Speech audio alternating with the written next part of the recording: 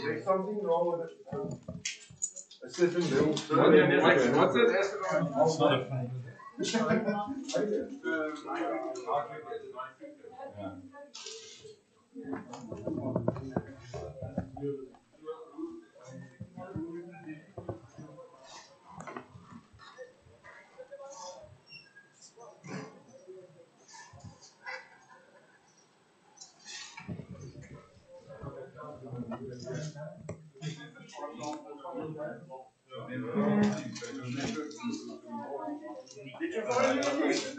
Yes.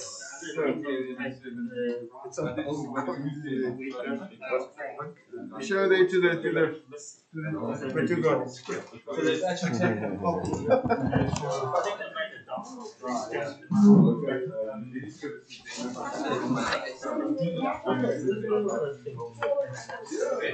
The other thing that told me that it's real is it came with these either his sons or grandsons.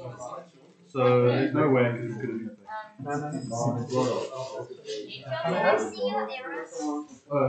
Just decoraties for fur, I think.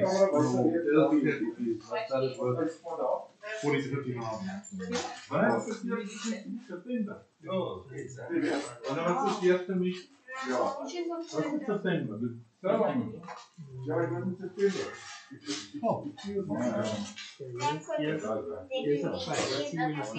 Yes, it's kind of visible. Oh, but you can see that.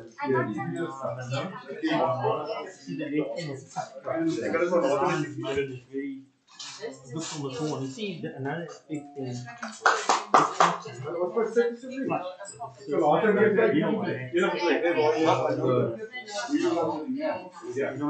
Yes. No, I feel a little bit of flex now because you get a lot of when I saw this, I knew straight away. Sorry, Rwanda is. Rwanda, Uganda.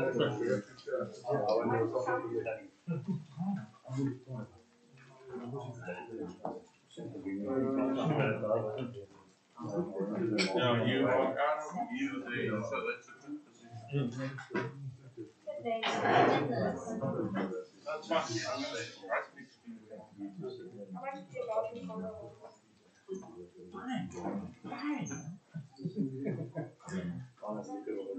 Alright, is they on?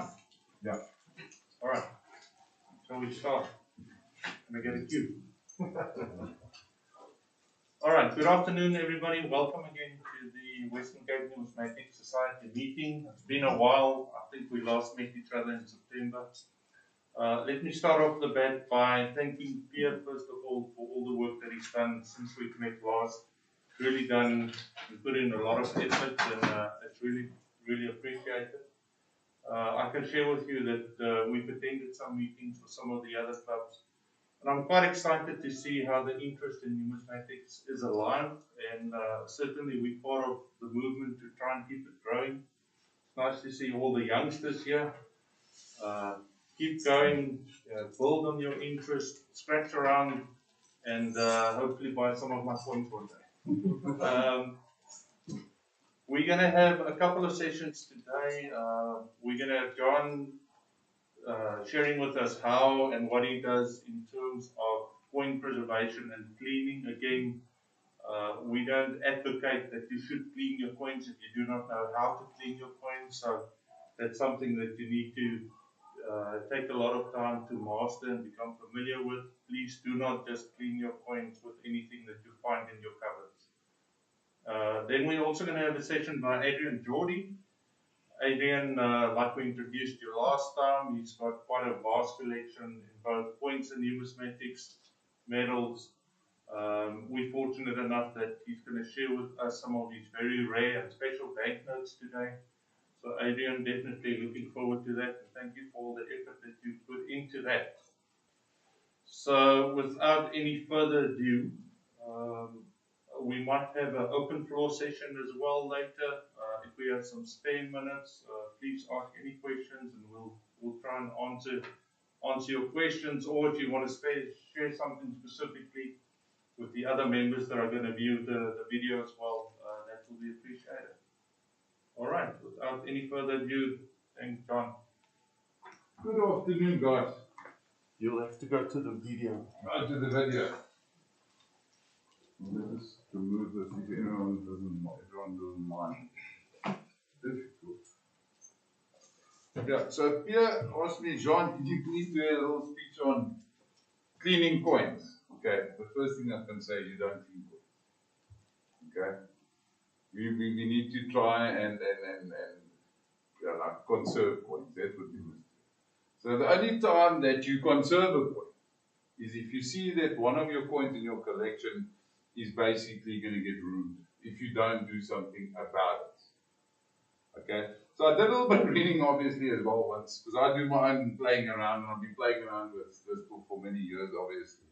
So obviously when I was overseas as well, I managed to also get a couple of products, being the MS-70, the Coin Care, as well as the dip that I like to use for the silver and nickel and gold actually is something called Goddard's. Don't know if anyone knows the Goddard's product at all. Okay.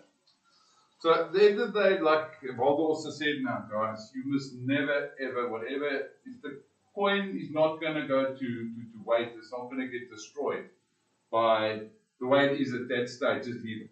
Don't do anything to the coin. Don't dip it, don't clean it, don't oil it, don't do anything to it. So only if you know, especially the silver coins, what I've done is I've been collecting of the late basically is the long proof sets. So when you get them, you know, whoever sold them to you, I find a lot of the gold is really tatty, and some of them actually come out of files, so they're very sticky and that, and I don't like that. So there's various different ways that you can get that plastic residue basically off the coin as well. And one of them is something that your wife or your girlfriend or whatever have for nails, which is acetone. Acetone is perfect for taking off that sort of residue off the coins as well, and it shouldn't damage your coin at all. But obviously, what I always recommend is if you know you want to clean a specific coin and you've got another coin that you don't mind if it does get destroyed by what you're trying to do to it, first play around. So don't just take any top coin you've got and go and try and preserve this coin, because you're going to make big trouble. Okay. So the other big thing, not totally about dipping coins or whatever the case may be, is the way we store the coins as well. You'll see, when I started off collecting many years ago, I used to buy these, and I used to love them because you can put all your coins in, then you can see exactly where's what and that. And I spent a lot of money on these little folders, whatever you want to call them. And after a while, I found, especially like the 1 cents and the 2 cents and stuff, they start getting sticky. So I spoke to a friend of mine, a guy by the name of Doc Heinz, and he said to me, John, it's a plastic that you're storing this in. He says, as soon as plastic is flexible, then it tends to have quite a lot of chlorine in it. And that's what it's actually attacking the coin, that's what it does. And he started making these little inserts basically out of a lot of harder plastic. So there's pros and cons. The con is to try and get these things open to get your coin in is a lot more difficult. And if you handle it too much, it breaks, it cracks. So, but eventually I had to replace all my little inserts and to the harder plastic. So you'll see that the outside is nice and soft and flexible. This year, if you had to bend it now, it's just going to crack and break. So, yeah, anyway. Then, what I've done over here, which I'm going to send around now, is I did all these 1 cents, basically second decimal. They all look the same, they were about the same color, looked or something like that. So the one what I've done is, I've done the Coin Care on it, which tends to give you almost like a ready finish to it. The other one I put an MS-70 on it. The other one I've just put a normal Q10, which is probably very similar to the likes of sewing machine oil or something like that. And then the last one I've dipped in Goddard's basically. So there you can send that around and just have a look at it to give you a good idea of how they actually come out.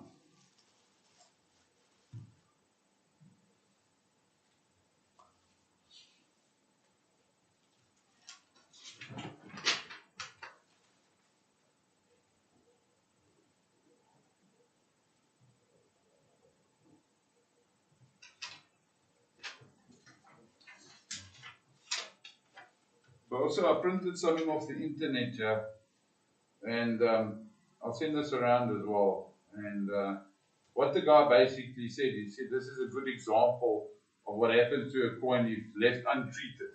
Okay? So I'll send this around, but he also says, he says this penny is almost lost now and shows just why I restore coins that have the green death, as they call it. He says, I would rather risk dropping its value than what I let it basically rot away. So that's, but like I said, let's not use the word clean, let's rather use the word conserve, coin conservation answer. The other big thing is if you use any of these products and stuff, they always tell you to use, I think they call it a tip or something, a Q-tip, but at the end of the day, what is it? It's just basically an earbud. So one of the most important things is if you basically take any coin and you clip your Q-tip or your earbud basically into the liquid, you can apply it gently and just get it all over the point. You can turn it around and then just basically gently apply it all over the point. But never rub the point like this with your Q-tip. Always roll it. You roll it like this. Give it a bit of time. Read the instructions on the bottle as well. Obviously, you also need to know what your coin is made out of. You know, what sort of material. Can you use that product on this sort of material that the coin is made out of? And then you basically, once you've applied it, give it a bit of time that it can react, and then you basically just roll it over there and see if it comes off. You can always apply a bit more, roll it some more until it looks you're quite happy, satisfied with the results, and then you need to rinse it under clean water and rinse it for quite some time. You can use your finger and thumb to clean it as well. If it's not a proof coin, it's really not, if it's a circulated coin, you're not going to do any more damage to it with your finger and that. So basically, that's it. Besides, the other thing is, what I read up on is, excuse me, is what coins are made of. We all know it's either nickel, up to 20 cents, that's in this one. You can have a look. Yeah, I've done some coins where I've dipped all of them and I've left the others undipped. Now, the nickel ones really come out stunning, I think, if you have a look, especially in your proof sets. But the likes of like your 1 and 2 cents, I wouldn't recommend dipping those coins or anything, because it does, you're definitely going to lose value on them. And then obviously you have to look at what sort of, like I said, what material is the coin made from. It could be brass, it could be copper, it could be silver, it could be gold, nickel. And then obviously there's a couple of man-made things like plastics and stuff like that. So obviously you would want to clean something. I've never done something like that, but you probably want to look at something. Thank you. Something like obviously just normal soap and water, I suppose. I don't know, but it would probably be more like tokens and things like that. But that'd be more tokens than that. Anything else? Any questions? I think I can share, and I mentioned this last time as well. What really works well for me is a high density makeup brush, Yes, as opposed to a Q-tip. In my experiences, if you press slightly too hard with a Q-tip, you can leave a hairline on it, so be careful. But purely by accident, I grabbed one of my wife's new makeup brushes the one day. They aren't quite expensive if you buy the right one, so about 200 to 300 rand each. In my experience, nothing works like that. Believe me.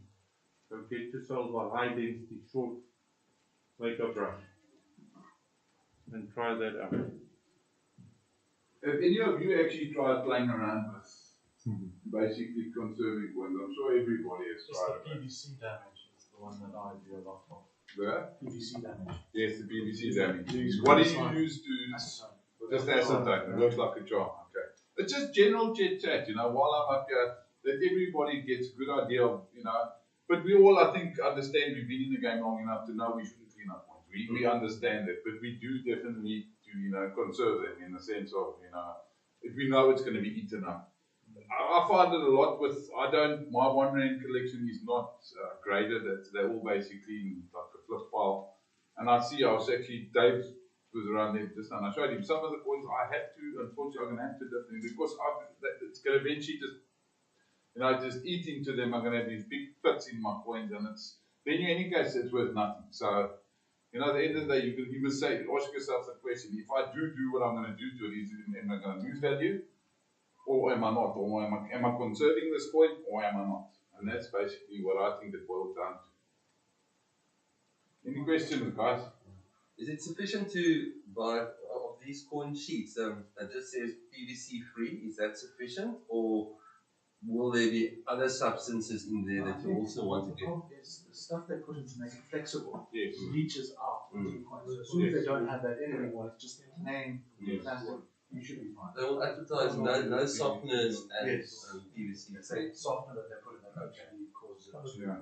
And I think their softener's got some sort of a chlorine in it or something. That's what I could understand from. Also, I haven't read up much on it. sweats inside those little packets. So that's what it's a real chemical reaction. It's a chemical reaction, and it just makes it super sticky, and then it starts eating into them. So you're not too worried for the collection, but if you are, Maybe one question I have is if you say deal in Roman coins or ancient coins, often enough you come up with those coins and have that sort of greenish pitting. yes, I don't know how you pronounce that, vertigo or how you pronounce that word. There is no real way to clean that off besides actually literally having to scrape. you'll just lose all the value of that. I would just leave it as is person. I wouldn't do that. But the moment a Roman coin is pitted anyway, it is what it is. Yes. It's never going to look better. Yeah. But you want to stop it from degrading further. That's a difficult one, but I can tell you now, anybody that collects that sort of stuff, as soon as they see you've been playing around with it, cleaning and polishing and dipping and whatever, if it was worth big money, it's going to be worth nothing. So, personally, I'll do a lot more investigation into that. I've never played with those, so I don't know. Perhaps another question, coin capsules, are they also subject to the same problems? I don't think so. I've never seen a coin come out of a capsule that's prone to that same sort of a problem. Personally, I've never seen that. And I think because it's obviously rock hard. It's not soft, it's not flexible. And let's face it, if you've got a coin in there and you've actually got a nice bit of cushioning inside there, that really looks after the coin. And of course, obviously, you're not getting any, basically, it's not prone to the atmosphere. So, at the end of the day, I think it conserves it just in that way on its own. Especially if you live along the coast, I think it could even be worse. I've never lived along the coast, so those of you that live along the coast, you know better. What about paint? Paint, you could probably use acetone. Thinners? No, you can use thinners. Yeah. I had a friend in Johannesburg, he was also quite, I don't know if you know a guy by the name of R.P. van Arbe.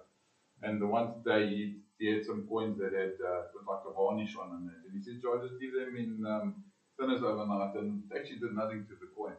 And if it does discolor a wee bit, okay, I've been playing around a little bit with that gunwale that you go in India. And I must say, I tried it on some farthings, and it actually, we had a look at it just now, and it actually came out quite nice. So if it does discolor a bit, but like I said, it's not a valuable coin. If it's something for your own collection that you just enjoy doing, and you want to clean it up because you can't see it's got paint or something on it, you put thinners and it's gone all like in whitish in color. Put in a bit of Q20, gun will, whatever the case may be. The sewing machine will works really well as well. And just leave it in there for overnight, sometimes 2 to 3 days, take it out, just wipe it lightly, and normally it comes out quite stunning. Just remember that the first proof sets of South Africa from 1923 to approximately 26, the Mint varnished some of those coins themselves. They varnished it. So that's the way they thought they would preserve them. So if you find a proof set of 1923 with varnish on, it's probably the SA Mint that put that varnish on, not somebody else.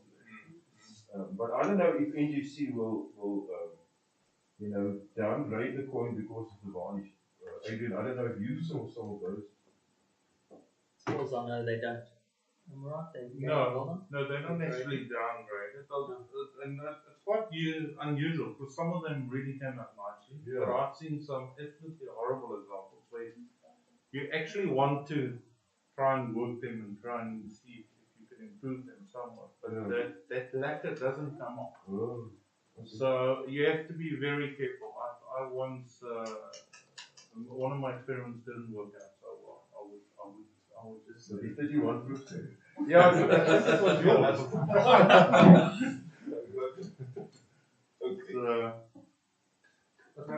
Just in terms of capsules as well, there's a greater awareness, I think, of what they're putting now. The reality is we have a cheap producer in China that probably doesn't care, considering a longer term view. But there's a greater awareness among collectors. So you'll watch your coins and you'll watch your capsules and you'll probably be the best You'll pick it person, up, yeah. to notice whether it's a good move or not. Unless you got too much stuff and it's hidden away in the safe. So. Yeah. Yeah, listen, I'm not quite in that position. So. if your capsule coins grows PVC, then you're not looking at it long enough. or enough. Well, anyway, that's all from my side. Where do you get this Goddard's? Where does that come from? Goddard's, unfortunately, I've looked for it around and I couldn't find it. When I was staying in the UK, I bought myself, I think it was, I could probably, if anyone's looking for a little bit, I could assist you. Checkers some, I bought since the 1970s, got some of them. They were big in those days. I think Is it the blue liquid? Yes, it's a blue liquid one. But it must be the Goddard's. Looks like a Goddard's, gel I've tried Izest and all this. Goddard's work the best. What is it used for? And it's normal. for silver. Silver. jewelry. And gold. It says So it's actually not on the polished silver one. gold. No. You just No. dip it. That's the last thing you do. That's Yeah, another what thing I'm is, saying, but you can dip coins and like play around like I did, but you never polish it. As soon as you put some brass or some silver on, then that's it, gone. It's But what you guys can also try is silver jewelry cleaning and like Yeah. low bright or something like that. Just test it out on coins like You guys have these 62s. Who doesn't have a 62? That's what you must say. The 62. One second. There's two. You guys are welcome to have. I still need an MSC to be I got one. It was the simplest way to do it. I should have thought. I bought a bag of it at the stage. I bought like a massive big bag, and when I was in the UK, I was selling a couple of coins on eBay, and I put those things in as a thank you sort of in a little bag, and it worked quite well. Everyone come back, oh, thanks for the great gift. No problem. I think just the last question. I haven't seen the MS70 locally anywhere. Obviously, it has to be imported. Yeah, MS70, not even coin care. I haven't seen coin care locally either. Yeah, so I don't know if anybody buys and I've got contacts or whatever, but I'm running out. So. And funny enough, even this, the MS70 and the coin care wasn't available. I actually think it came in from Germany when I brought it. And they said they weren't actually allowed to ship it. That's the Apparently, problem. but I managed to arrive there and I was quite happy.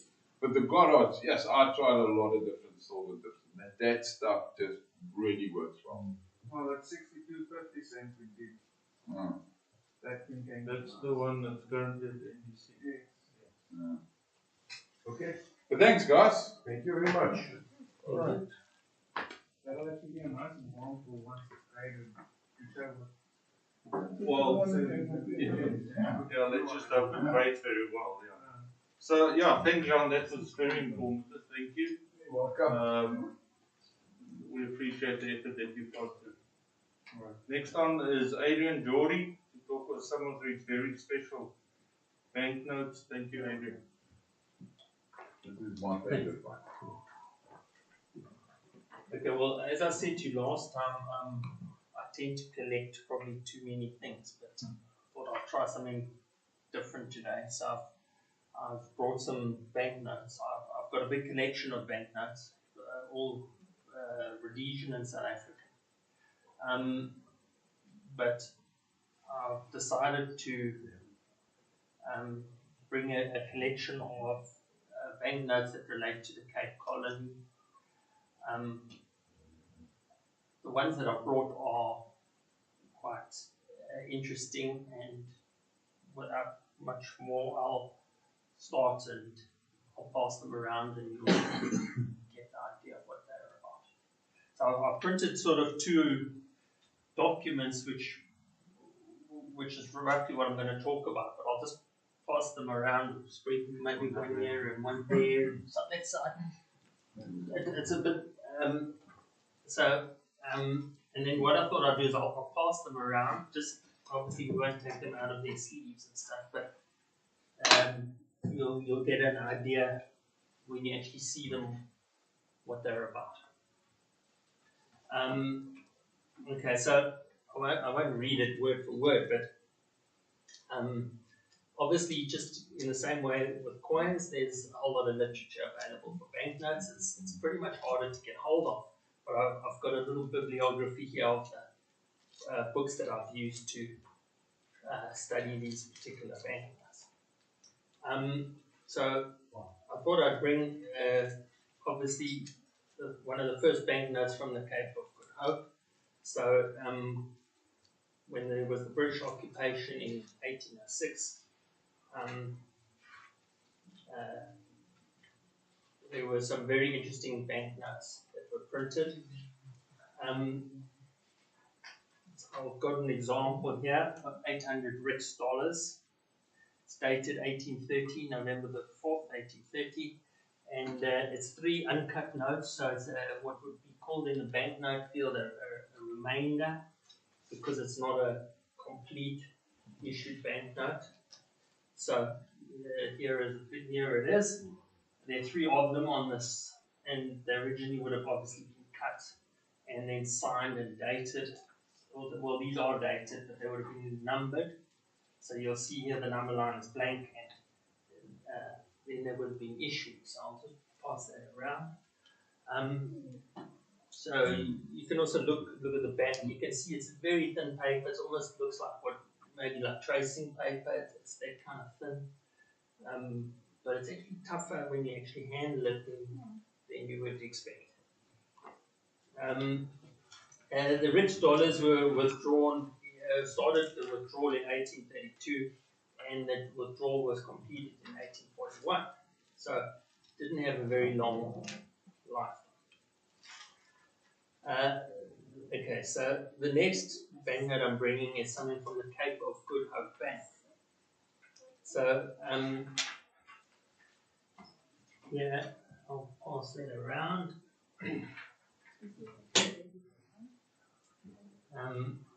I'll take it out of here.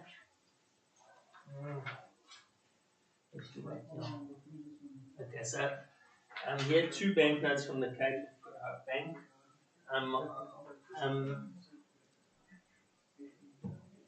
Okay, the first one is an unissued, unnumbered banknote, 5 shillings.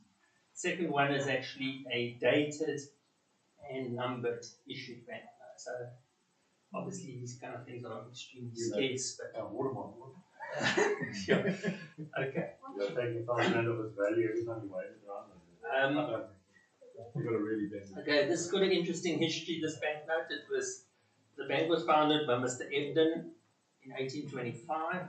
Well, he tried to establish the bank in 1825, so he wrote to the authorities and asked for permission to establish a bank.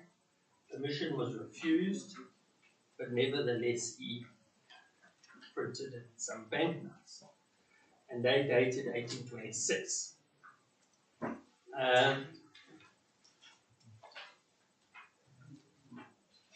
There were okay, so there's an unissued banknote, and then there's an issued banknote. Okay. The notes were printed by Bradbury Wilkinson Company. Okay.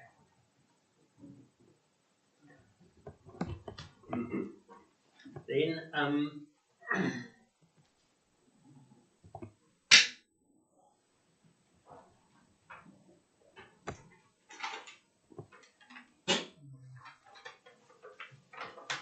the next banknote here is Cape of Good Hope Bank, £5. There are 2 of them. Both of them are dated and issued.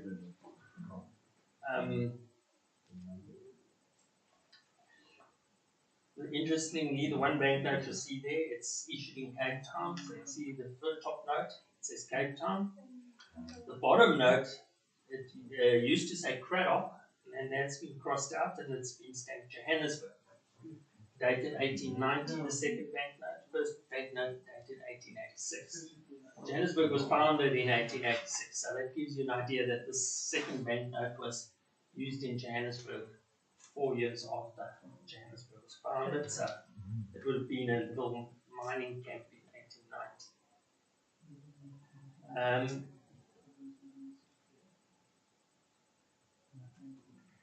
Then in 1825, Arthur Hove established a bank called Bank of South Africa, and he brought some blank notes which were engraved in England. He didn't get permission to establish a bank for many years, so the notes were never issued. But then, when there was further negotiation, the bank opened on the 1st of October 1838, and it was named the South African Bank. So we have 3 of these notes.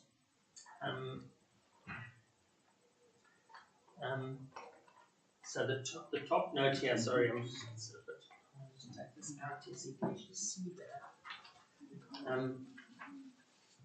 So the top note here is another Cape of Good Hope Bank. So it belongs to the same as that one, but it's Queenstown, not Craddock. But now I'm talking about these bottom 2 here. Okay, so those bottom 2 notes. Okay, those are from the South African Bank, and they unissued notes, one for 2 skillings and 4 skillings. Okay. Then the second bank that was established in the Cape was the South African Bank, founded in 1838. It was liquidated in 1886, so it was about 50 years.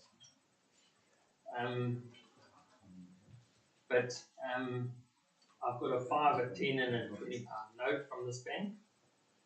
It was engraved in by William Brown and Company in London, and the only difference, they're all the same, but the denomination is obviously different. And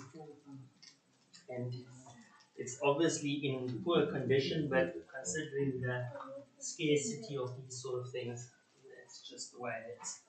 So you can see that the portion of the note, unfortunately, is missing. But that gives you an idea what it looks like. And then here's the 10 pound, and on the back, here's the 20 pound.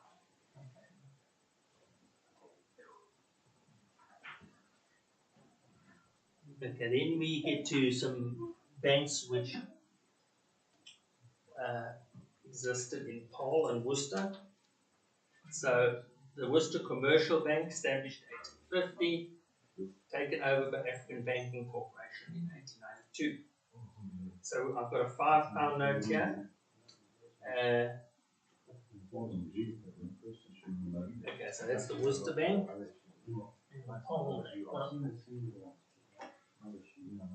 Can I keep the Paul one because I live there? Pass it around and play like musical chairs. Nothing's come back. Did you want it back? They're going out, they're not coming back. Okay, so there's the top is the Paarl Bank, bottom one is the Worcester Bank. Okay. Interestingly, and I haven't mentioned it, and I can't remember which one it is, but one of the banknotes is dated the 29th of February.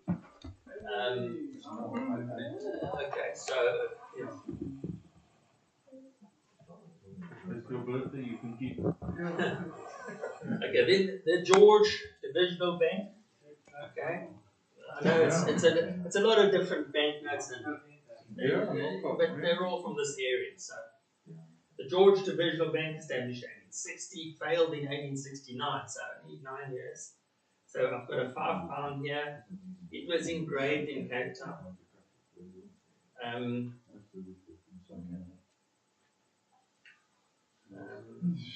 Okay, so let's pass that one around. That's the George Divisional Bank. Well, maybe have I passed it around? Yeah, it's with that. Yeah, you got it? Okay, so that's that one. Colesberg Bank. Okay, here's one. Okay. Okay, so here's the Carlsberg Bank.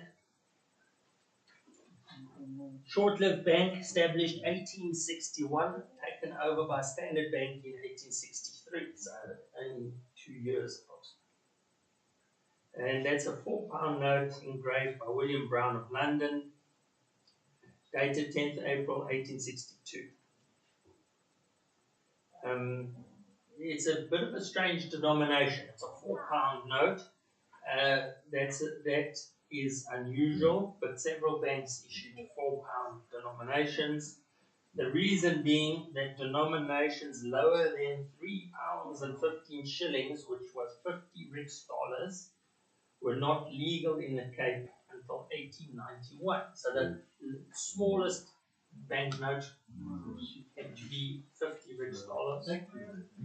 So that was equivalent to £3, 15 shillings. So £4 was bigger than that, and that's why that was the smallest bank.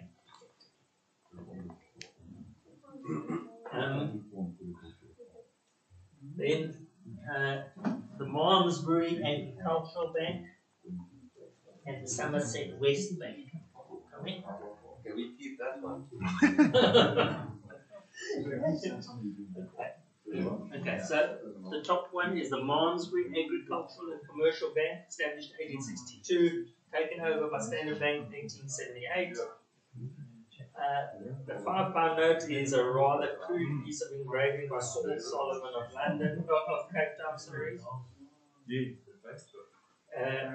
With the arms of the Earl of Malmesbury and his motto, dated 4th of June 1875, and it's got a strange signature.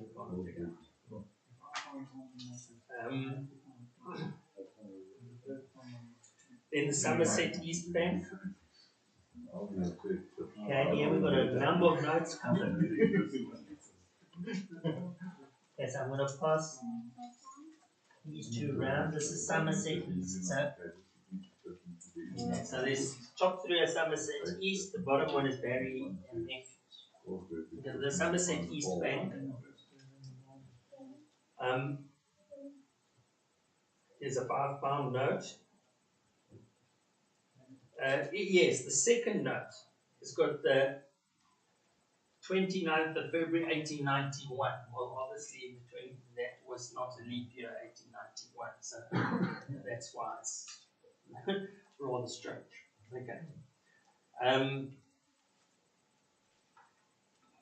Okay, so you can have a look there and see strange dates. After 1891, the banknotes of all private banks were withdrawn and replaced by uniform notes issued by the government, with a space left for the name of the bank. And those were issued in the denominations of 1, 5, 10, and £20. And then from 1916, the 10 shilling was added.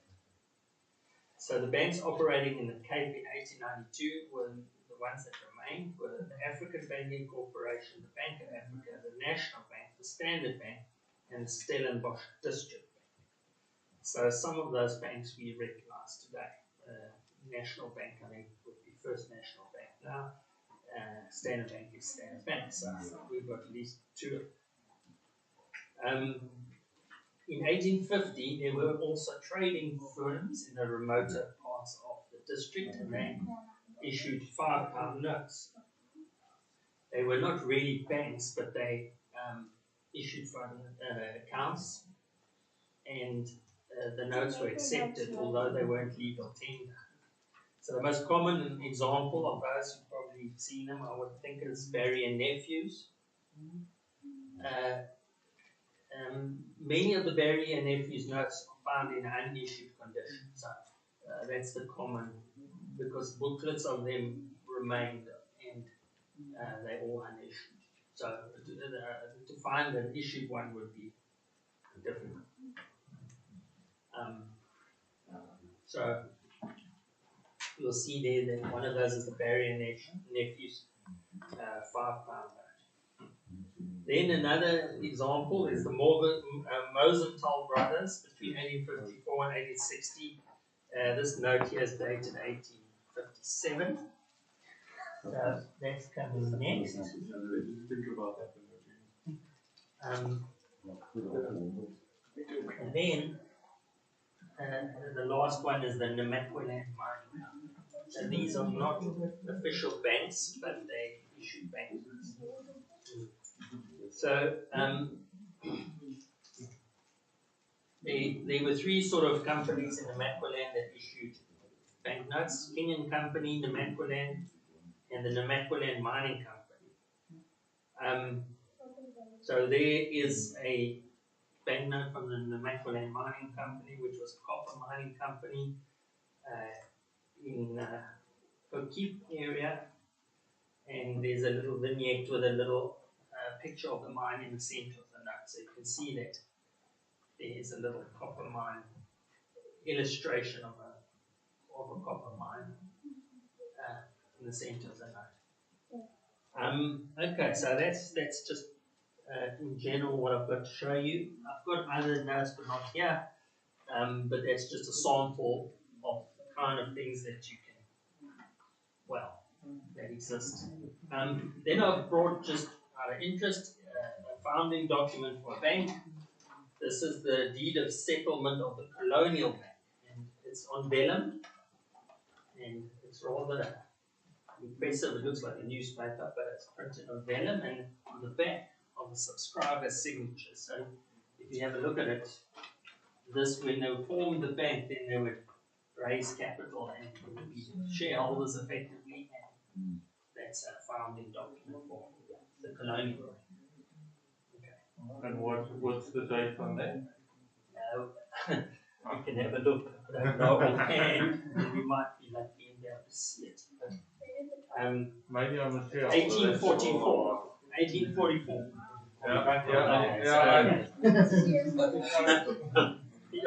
You could be.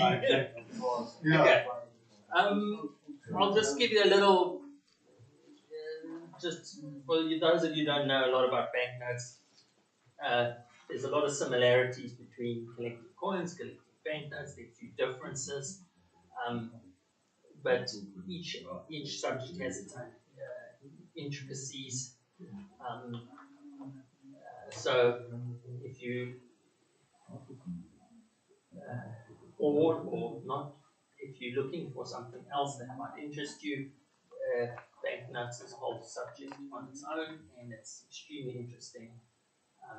Obviously, these sort of banknotes are very hard to come by, but then there are other more common banknotes that are just as interesting to collect, that are easier to come by, and so it's quite a broad field as well. Okay.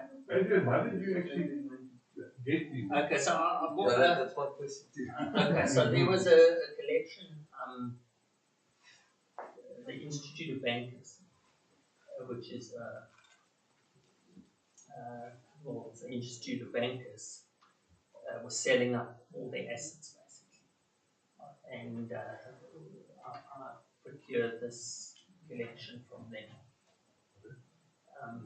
Some of them, most of them of these ones.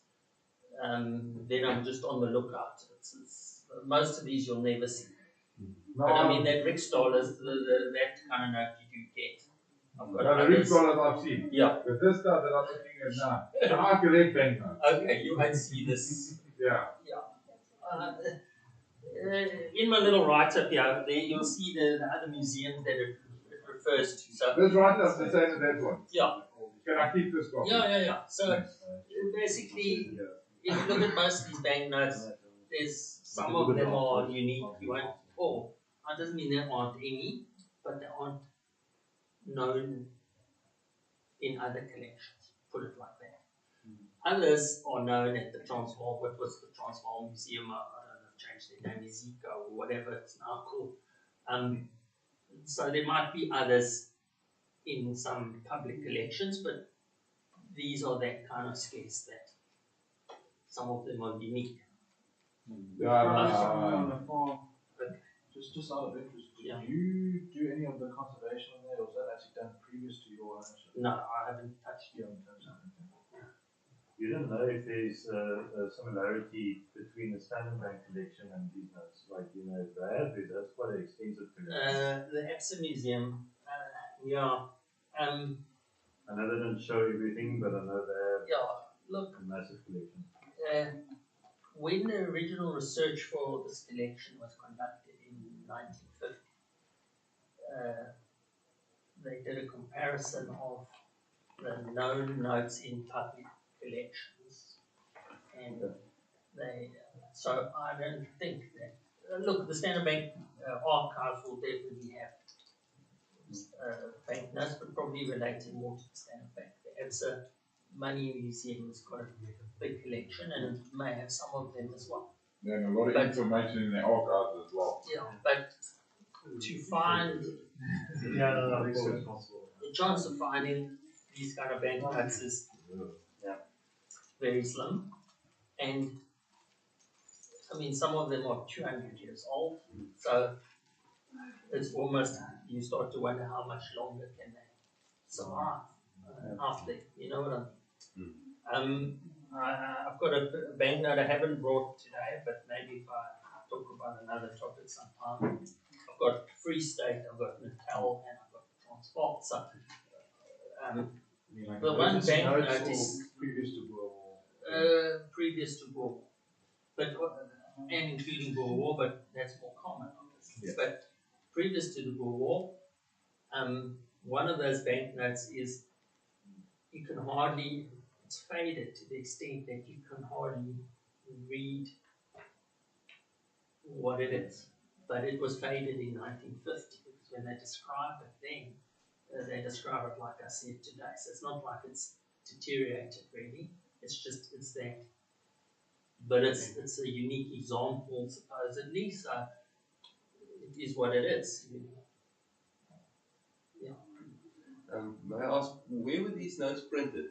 I mean, it says Colesberg and Queenstown and Somerset East. So some of them were printed in England, and then obviously brought here. Some of them, the plate was brought from England and printed in the Cape. So in one of the instances, it names the company in the Cape where it was printed. So it's a bit of a range, but I'd say the majority were printed in England and brought to the Cape. Yeah, the Rex dollars, that one, let's see if I've written here. If it was,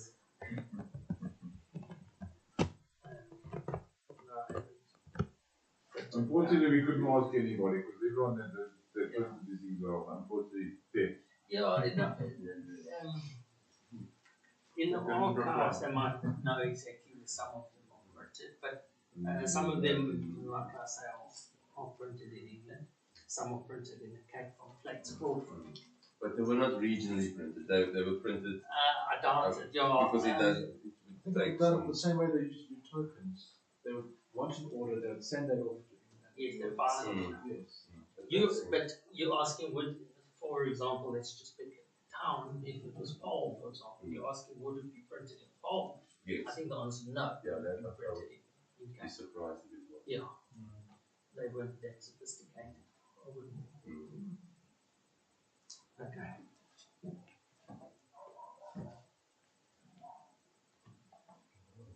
Okay. Thanks. Thank you very Thank much. you very much. I'll just check that everything's there. But we don't want to.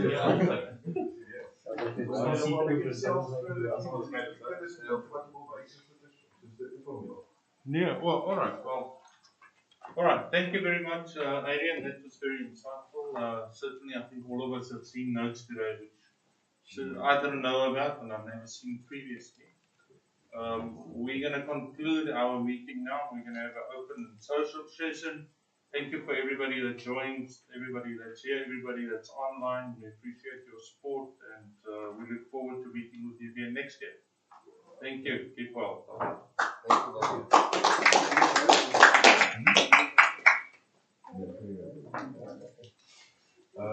Well done. They always want to show me. Chris, you like,